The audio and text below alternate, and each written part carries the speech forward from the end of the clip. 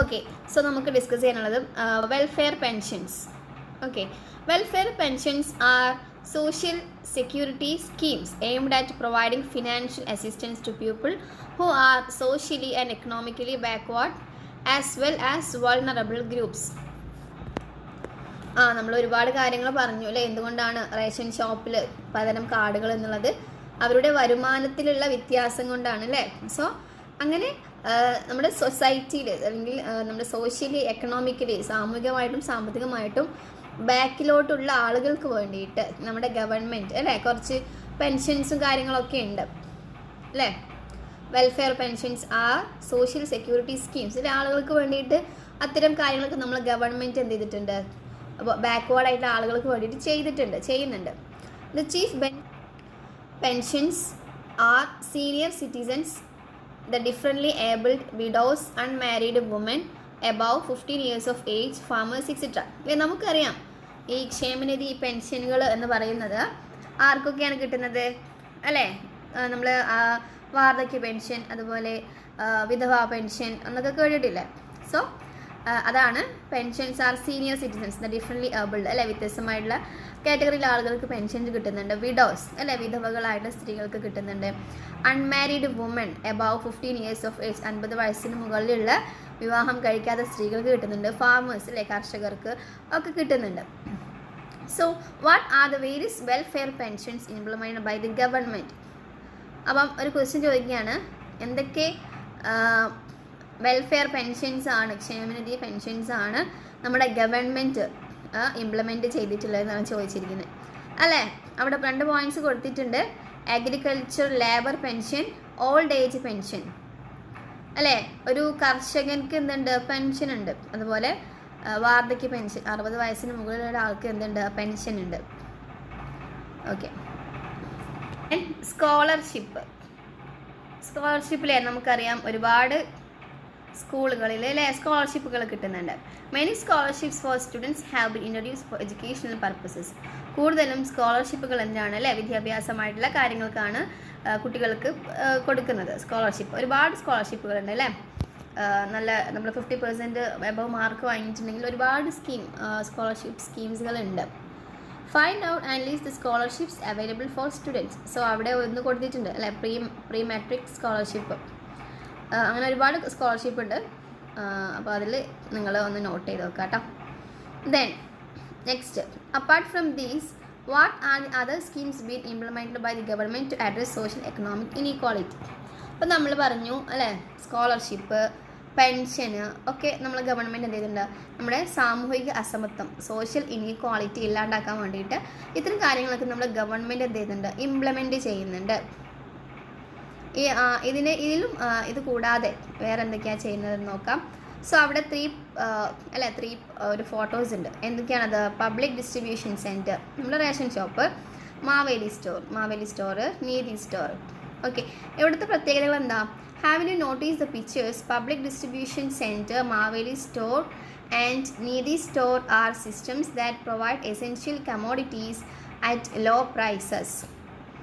എന്നുവെച്ചാൽ ഈ public distribution centre, ration shop ആണെങ്കിലും മാവേലി സ്റ്റോർ ആണെങ്കിലും നീതി സ്റ്റോറൊക്കെ എന്താ ചെയ്യുന്നതെന്നറിയോ, അത്യാവശ്യമുള്ള സാധനങ്ങൾ വളരെ കുറഞ്ഞ വിലയിൽ, ലോ പ്രൈസിൽ എന്ത് ചെയ്യുന്നത്, ജനങ്ങൾക്ക് കൊടുക്കുന്നുണ്ട്.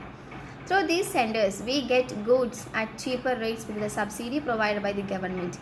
ഈ സ്ഥാപനങ്ങളിലൂടെ നമുക്ക് എന്ത് കിട്ടുന്നുണ്ട്, സാധനങ്ങൾ വളരെ കുറഞ്ഞ റേറ്റിൽ നമുക്ക് സാധനങ്ങൾ കിട്ടുന്നുണ്ട്. അതിലെന്തുണ്ടാവും, ഗവൺമെൻറ്റിൻ്റെ സബ്സിഡി കൂടി ഉൾപ്പെട്ടിട്ടായിരിക്കും. Then subsidy. എന്താണ് സബ്സിഡി എന്ന് പറഞ്ഞു കഴിഞ്ഞാൽ അതിൻ്റെ മീനിങ് പറയുന്നത് സഹായധനം അല്ലേ. നമുക്ക് ഗവൺമെൻറ് അപ്പം ഈ നമ്മൾ പറഞ്ഞ പോലെ ration shop, Maveli store, Neethi store, ഇതിനൊക്കെ നമുക്ക് വളരെ കുറഞ്ഞ റേറ്റിൽ സാധനങ്ങൾ തരുന്നുണ്ട്. അതിലൂടെ നമുക്ക് ഗവൺമെൻറ് നമ്മളെ സഹായധനം തരുന്നുണ്ട്.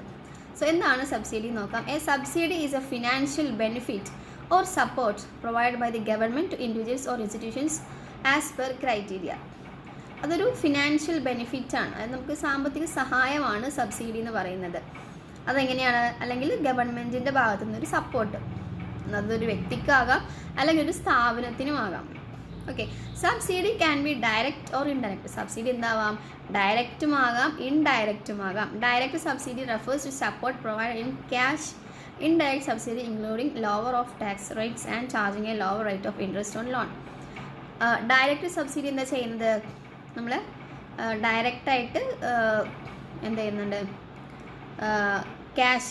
ക്യാഷിൻ്റെ കാര്യത്തിലാണ് നമ്മൾ ഡയറക്റ്റ് സബ്സിഡി ചെയ്യുന്നത്, സപ്പോർട്ട് ചെയ്യുന്നത്. ഇൻഡയറക്റ്റ് സബ്സിഡിയോ അത് ഉൾപ്പെടുത്തിയിരിക്കുന്നത് എന്താണ്? ടാക്സ് റേറ്റ്, ടാക്സ് നികുതിയുടെ ചാർജും അതുപോലെ ലോണുകൾ, നമ്മുടെ പലിശ, ലോൺ എടുത്ത് തന്നെ പലിശ ഉണ്ടാവുമല്ലോ, അതിലെന്താണ് ചാർജ് കുറച്ചിട്ടാണ് നമ്മൾ ഇൻഡയറക്റ്റ് സബ്സിഡിയിൽ നമ്മളെ സഹായിക്കുന്നത്. ഓക്കെ. ഡയറക്റ്റായിട്ട് എന്ത് ചെയ്യുന്നു? ഡയറക്റ്റ് സബ്സിഡി എന്ന് പറഞ്ഞാൽ ക്യാഷ് തന്നിട്ട് സഹായിക്കുന്നു ഗവൺമെൻറ്. ഇൻഡയറക്റ്റ് എന്ന് പറഞ്ഞാൽ നമ്മളെടുക്കുന്ന ലോണിൻ്റെ ഇൻട്രസ്റ്റ് എന്ത് ചെയ്യുന്നു? കുറച്ചിട്ട് നമ്മളെ സഹായിക്കുന്നു. അതാണ് direct subsidy and indirect subsidy എന്ന് പറയുന്നത്.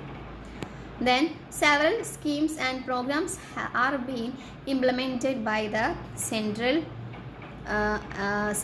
and state government and the local self-governments for poverty alleviation and to reduce social inequality. Let's know a few of them.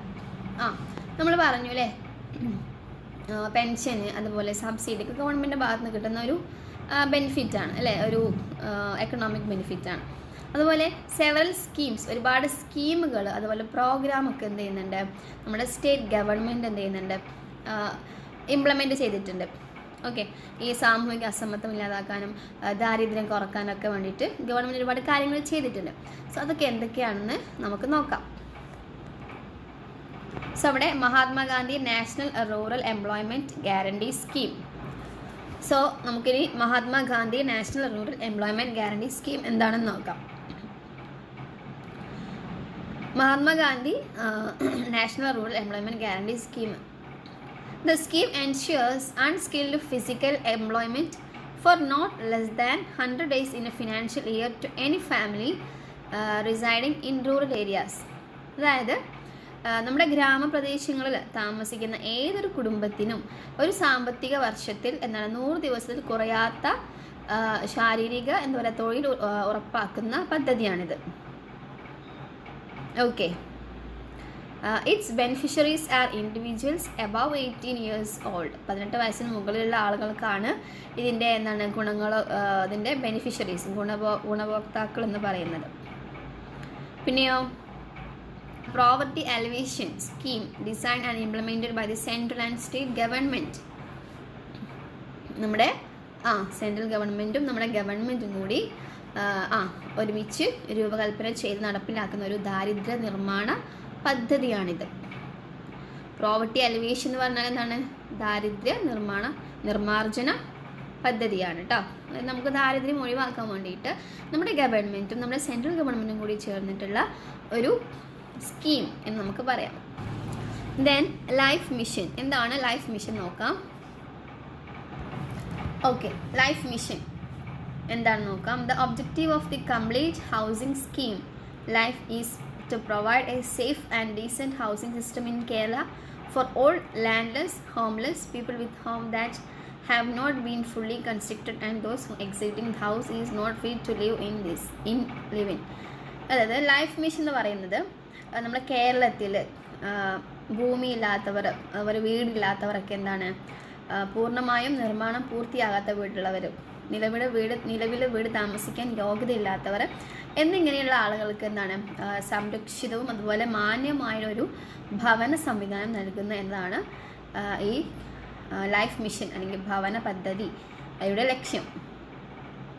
Okay. പിന്നെ this is a scheme design and implemented by the central and state government. ഇത് നമ്മുടെ കേന്ദ്ര സംസ്ഥാന സർക്കാരും അതുപോലെ രണ്ടുപേരും രൂപകൽപ്പന ചെയ്തിട്ടുള്ള ഒരു പദ്ധതിയാണ്. ഒന്നുമില്ല, നമ്മുടെ കേരളത്തിൽ ഭൂമി ഇല്ലാത്തവർ, അതുപോലെ വീടില്ലാത്തവർ, വീട് പണി പൂർത്തിയാക്കാൻ സാധിക്കാത്തവർ, അതുപോലെ നിലവിലെ വീട് താമസിക്കാൻ യോഗ്യതയില്ലാത്തവർ എന്നിവർക്കൊക്കെ ഒരു സെക്യൂരിറ്റി അല്ലെങ്കിൽ ഒരു വീട് വെച്ച് കൊടുക്കുക.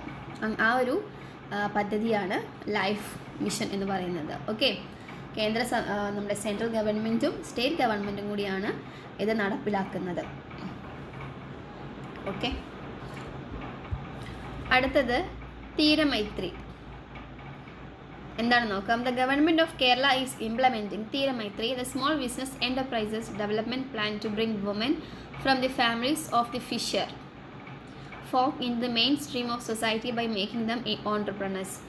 അതായത് തീരമൈത്രി എന്ന് പറയുന്നത് എന്താണ്, ഒരു നമ്മുടെ മത്സ്യത്തൊഴിലാളികൾ ഫിഷർമാൻ്റെ ഫാമിലി ഉണ്ടല്ലോ, മത്സ്യത്തൊഴിലാളി കുടുംബങ്ങളിലെ സ്ത്രീകളെ എന്താക്കി സംരംഭകരാക്കിയിട്ട് ഓൺട്രപ്രണർ ആക്കിയിട്ട് നമ്മുടെ സമൂഹത്തിൽ മുഖ്യധാരയിലേക്ക് കൊണ്ടുവരിക എന്ന ലക്ഷ്യത്തോടെയാണ് കേരള സർക്കാർ തീരമൈത്രി എന്നൊരു ചെറുകിട ബിസിനസ് സംരംഭം വികസന പദ്ധതി നടപ്പിലാക്കുന്നത്. Okay, then through this project implemented throughout Kerala, it is envisaged to ensure the socio-economic empowerment of fisher women. അത് നമ്മുടെ കേരളത്തിലുടനീളം നടപ്പിലാക്കുന്ന ഈ ഒരു പദ്ധതിയിലൂടെ മത്സ്യത്തൊഴിലാളി സ്ത്രീകളുടെ സാമൂഹിക സാമ്പത്തിക ശാക്തീകരണം ഉറപ്പാക്കാൻ എന്ത് ചെയ്യുന്നുണ്ട്, അവർ വിഭാവനം ചെയ്യുന്നുണ്ട്. ഇതിൽ ഒന്നുമില്ല, എന്താണ് മത്സ്യത്തൊഴിലാളി കുടുംബങ്ങളിലെ സ്ത്രീകളെ എന്താണ് ഓൺട്രപ്രണേഴ്സ് ആക്കിയിട്ട് അവരെന്ത് സമൂഹത്തിൽ മുന്നോട്ട് കൊണ്ടുവരിക എന്നൊരു ലക്ഷ്യമാണ്. എന്തെങ്കിലും ബിസിനസ് വഴി അവരെന്ത് മുന്നോട്ട് കൊണ്ടുവരിക എന്നുള്ളതാണ് ഈ തീരമൈത്രി എന്ന് പറയുന്ന ഒരു സ്കീമാണ് ഉദ്ദേശിക്കുന്നത് കേട്ടോ. Next Kaivalya. This is a rehabilitation scheme implemented by the government of Kerala for the differently abled job seekers. അതായത് ഭിന്നശേഷിക്കാരായ തൊഴിലന്വേഷിക്കുന്ന ആളുകൾക്ക് വേണ്ടിയിട്ട് കേരള സർക്കാർ നടപ്പിലാക്കുന്ന ഒരു പദ്ധതിയാണിത്. ഓക്കെ, ഡിഫറെൻ്റ്ലി ഏബിൾഡ് പീപ്പിൾ, അതായത് ഭിന്നശേഷിക്കാരായുള്ള തൊഴിലന്വേഷിക്കുന്ന അവർക്ക് വേണ്ടിയിട്ട് നമ്മുടെ ഗവൺമെൻറ് നടപ്പിലാക്കുന്ന ഒരു പദ്ധതി. The objective of this project consist of equality of opportunity and social inclusion. അതായത് അവസര സമത്വവും സാമൂഹിക ഉൾപ്പെടുത്തലും ഈ പദ്ധതിയുടെ എന്താണ് ലക്ഷ്യമാണെന്നാണ് പറയുന്നത്. Okay, then next Vidyavahini. Last one, Vidyavahini. Vidyavahini is a project to provide transportation facilities for tribal students to go to school. This scheme is implemented to ensure transportation facility for students who belong to the tribal communities and to prevent dropouts. ഈ വിദ്യാവാഹിനി എന്ന് പറയുന്നത് എന്താണെന്ന് വെച്ച് കഴിഞ്ഞാൽ ആദിവാസി വിദ്യാർത്ഥികൾക്ക് സ്കൂളിൽ പോകുന്നതിന് എന്താണ് ട്രാൻസ്പോർട്ടേഷൻ ഫെസിലിറ്റി, ഗതാഗത സൗകര്യം, അതായത് സ്കൂളിലേക്ക് പോകാനുള്ള വണ്ടി, യാത്ര ചെയ്യാനുള്ള വാഹന സൗകര്യം ഒരുക്കുക എന്ന ലക്ഷ്യത്തോടെ നടപ്പിലാക്കിയിട്ടുള്ള ഒരു പദ്ധതിയാണ് ഈ വിദ്യാവാഹിനി എന്ന് പറയുന്നത്. ഇത് ആദിവാസി വിഭാഗങ്ങളിൽപ്പെട്ട വിദ്യാർത്ഥികൾക്ക് എന്താണ് ട്രാൻസ്പോർട്ടേഷൻ ഫെസിലിറ്റി, വാഹന സൗകര്യം ഉറപ്പാക്കുന്നതിനും അതുപോലെ ഡ്രോപ്പ് ഔട്ട്സും കൊഴിഞ്ഞു പോക്കും തടയാൻ വേണ്ടിയിട്ടാണ് ഈ പദ്ധതി എന്ത് ചെയ്യുന്നത് നടപ്പിലാക്കുന്നത്. ജനനി ജന്മരക്ഷ എന്താ നോക്കാം. A scheme implemented by the government of Kerala to provide nutrition to pregnant women and mothers who belong to tribal groups. ഈ ജന്മരക്ഷ എന്ന് പറയുന്നത് എന്താണ്, ഈ ആദിവാസി വിഭാഗത്തിൽപ്പെട്ട ട്രൈബൽ ഗ്രൂപ്പിൽപ്പെട്ട ഗർഭിണികൾക്കും അമ്മമാർക്കും എന്താണ് പോഷകാഹാരം, ന്യൂട്രീഷ്യസ് ഫുഡ് നൽകുന്നതിനായിട്ട് കേരള സർക്കാർ നടപ്പിലാക്കിയ ഒരു പദ്ധതിയാണ് ജനനി ജന്മരക്ഷ എന്ന് പറയുന്നത് കേട്ടോ. ദെൻ സെക്കൻഡ് എന്താണ് Prathibhatheeram. A scheme implemented by the government of Kerala for the educational advancement of children hailing from the coastal region. Coastal region എന്ന് പറഞ്ഞാൽ തീരദേശ മേഖലയിലുള്ള കുട്ടികളുടെ വിദ്യാഭ്യാസ പുരോഗതിക്കായിട്ട് നമ്മുടെ കേരള സർക്കാർ നടപ്പിലാക്കുന്ന ഒരു പദ്ധതിയാണ് ഈ പ്രതിഭാതീരം എന്ന് പറയുന്നത്. ദെൻ അടുത്തെന്താ ഗോത്രബന്ധു എന്ന് പറയുന്നത് എന്താ നോക്കാം.